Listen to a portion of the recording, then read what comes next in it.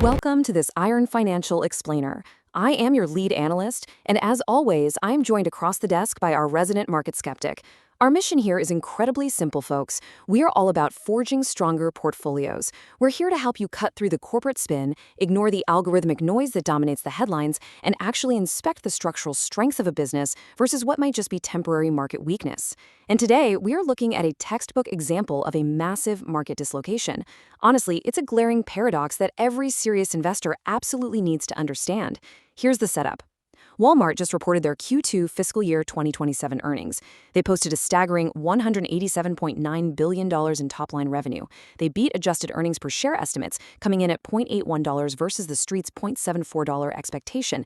They saw their global e-commerce business absolutely surge by 23%. And on top of all of that, management actually raised their full-year FY27 guidance.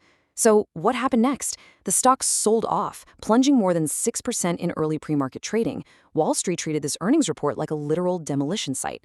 Before we put on our hard hats and walk onto the site to see what's really going on, make sure you subscribe and hit that bell icon so you never miss one of our structural audits. All right, let me step in right here, because I can tell you any everyday retail trader looking at their screen after a 6% post-earnings drop is asking one simple, highly cynical question. Is retail's fortress finally showing structural cracks? We hear this bearish narrative constantly, right? The consumer is totally exhausted, inflation is eating away at whatever disposable income is left, and folks are just pulling back on their spending across the board. When I see that pre-market drop, my immediate instinct is that the foundation is finally giving way under the pressure. But, that is exactly why we do these audits. We have to figure out if this sell-off is a sign of a true consumer pullback and genuine cracks in the load-bearing beams of the business, or if it's merely a massive market overreaction to calendar shifts and deliberate short-term margin compression orchestrated by management. Let's find out. Exactly. To answer that, here is the blueprint for today's explainer. We'll start with top-line structural integrity, then look at margins and the tariff mortar, put the company through a balance sheet stress test, and finish up with the final verdict. Let's dive right into Phase 1, top-line structural integrity. We are going straight into the raw output of Walmart's global retail engine here. Total revenue came in at $187.94 billion, cleanly beating the consensus estimate of $186.82 billion. To put that into perspective, that is a 5.9% reported revenue growth, or 5.1% if you're looking at it in constant currency. Adjusted earnings per share landed at $0.81, completely overpowering the $0.74 estimate. That is a solid 9.3% EPS beat. In literally any normal environment, if you print a nearly $188 billion top line with a 9% bottom line beat, the equity markets reward you.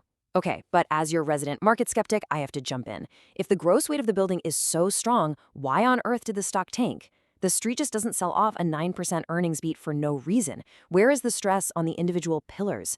Because when I looked at the headline comparable sales, they did not look good to me. And you hit the nail on the head. That is exactly where the street got spooked.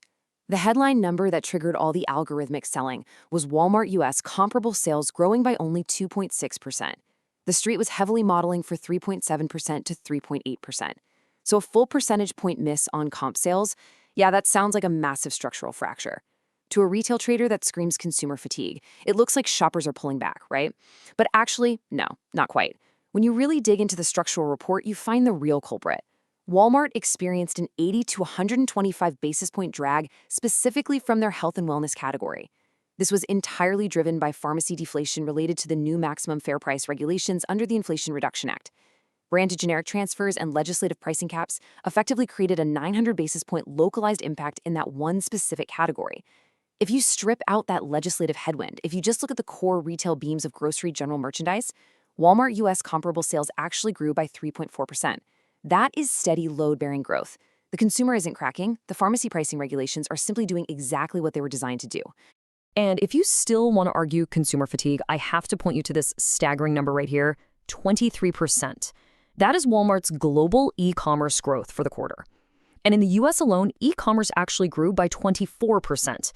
All right, I'll admit 24% e-commerce growth is super impressive.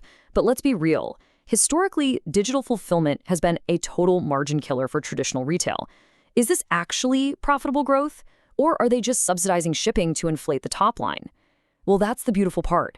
It is fundamentally shifting their entire margin profile. This isn't just some temporary patch.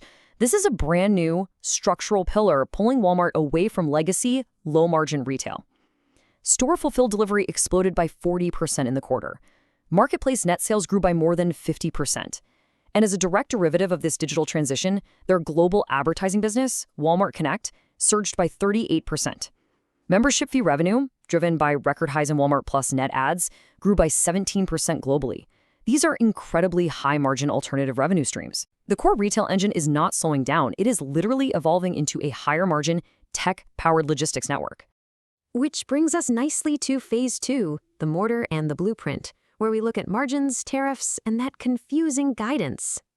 Let's dig right into the accounting mechanics, because this is where it gets really interesting. Gross margin expanded by an incredible 96 basis points year over year. Operating income skyrocketed to $9.38 billion.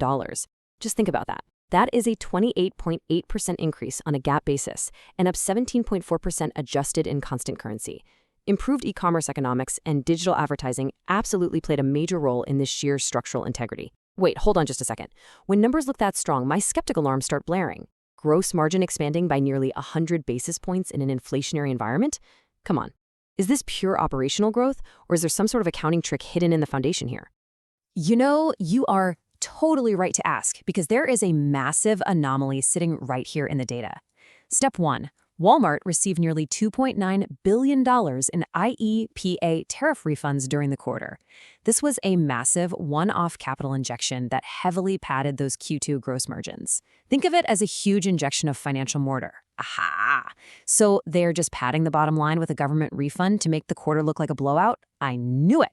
Well, that is exactly where we separate the short-term traders from the long-term investors. Step 2, CFO John David Rainey isn't just letting that windfall flow through to the bottom line to permanently inflate earnings. He's not just sitting on it. Step 3, management is deliberately reinvesting that entire tariff windfall to aggressively lower prices in the second half of the year. Let's read the exact blueprint straight from the CFO himself. Quote, "Our operating income outlook reflects the continued prioritization of tariff refunds received in Q2 into customer experience and price investments in the second half." End quote. To put that into perspective, the U.S. team already delivered more than 11,000 rollbacks during Q2 alone. 11,000 rollbacks? Okay, wow, I see the strategy now. They are taking this $2.9 billion mortar and plowing it right back into the foundation. They are literally cushioning the blow of inflation for the consumer by compressing their own near-term profit. Exactly. They are using it to absolutely crush the competition on price. This is exactly how you build an impenetrable fortress in retail. You don't hoard the windfall for a single quarter's earnings beat, you weaponize it to capture massive market share. But as we know, this strategy creates a bottleneck, and this right here is exactly why the stock sold off. Management guided Q3 adjusted EPS to just $0.62, $2.64, and constant currency net sales growth of only 3.0% to 3.75%. Wall Street absolutely hated that guidance. The algos saw Q3 weakness, assumed the worst, and immediately started selling. But you have to look at the broader context. First, as we just discussed, they are heavily reinvesting those tariff refunds into lower prices, which naturally compresses Q3 margins. Second, there is a massive calendar shift happening. Walmart owns 81.3% of the Indian e-commerce giant Flipkart. Flipkart's biggest event of the year, the Big Billion Days sale, historically happens ahead of Diwali. Last year, it landed in Q3. This year, because Diwali falls in November, the entire sale shifts completely into Q4. That timing shift alone creates a headwind of over 100 basis points to Q3 sales growth. So the street essentially panicked over a weak Q3, entirely ignoring the facts that Walmart actually raised their full-year FY27 outlook. They upgraded their net sales trajectory to 4.0% to 5.0% constant currency growth for the whole year. They raised adjusted operating income growth to 7.0% to 8.5%. They bumped full-year EPS to $2.80 to $2.87. Look, as an analyst, when I see a company take a Q3 hit because of a calendar shift and a deliberate pricing investment, yet still raise the full-year roof, I see absolute undeniable confidence from management.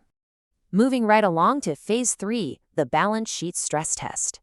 We really need to know if they are building long-term defensive moats or if they are just over-leveraging into automation and fulfillment capex to try and keep up with Amazon. Let's look at the return on all that capital expenditure, 15.4%. That is a heavy anvil of data right there. That's Walmart's trailing 12-month return on investment, which actually expanded from 15.1% in the prior year.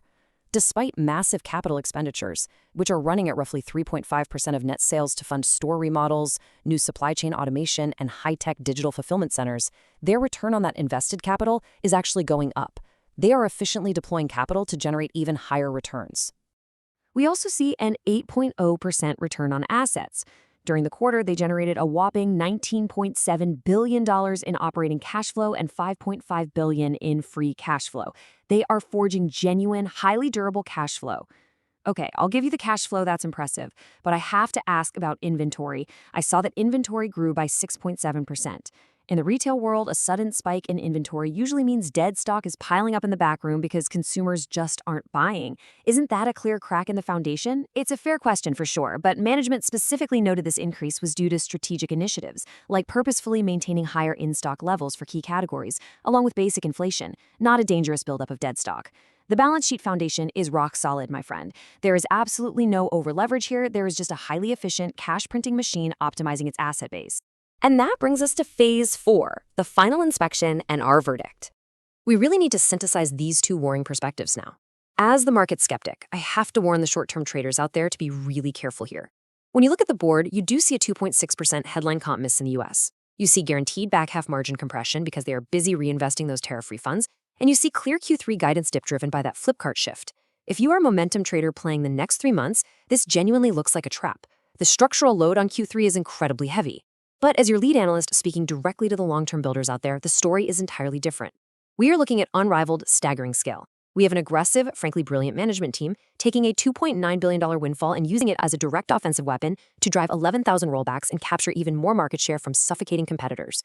We are seeing a 23% explosion in global e-commerce, surging high-margin advertising revenues, and a full-year upgraded sales trajectory of 4 to 5% constant currency growth. The foundational metrics, ROI, ROA, cash flow, they are all accelerating. Which leaves us with this final, truly provocative question to ask yourselves. Is Walmart's Q3 reinvestment of that tariff windfall merely a defensive patch to prop up a tired consumer? Or is it the ultimate offensive moat being dug to secure total market dominance for the next decade? The institutional numbers heavily point to the latter. The broader market sold off on a simple calendar shift and a deliberate, brilliant pricing strategy, but the smart money recognizes a fortress reinforcing its walls. And that wraps up our architectural audit of Walmart's Q2. Remember, here at Iron Financial, we are completely dedicated to helping you cut through the noise and forge a stronger portfolio based on structural reality, not short-term market panic. If you found this explainer valuable, make sure to hit that subscribe button, ring the bell, and definitely leave your thoughts on Walmart's tariff strategy in the comments below. Until next time, keep building on solid ground. Quick disclaimer, everything I share is for entertainment and informational purposes only. I'm not a financial advisor, so please do your own research or talk to a professional before making any moves with your money.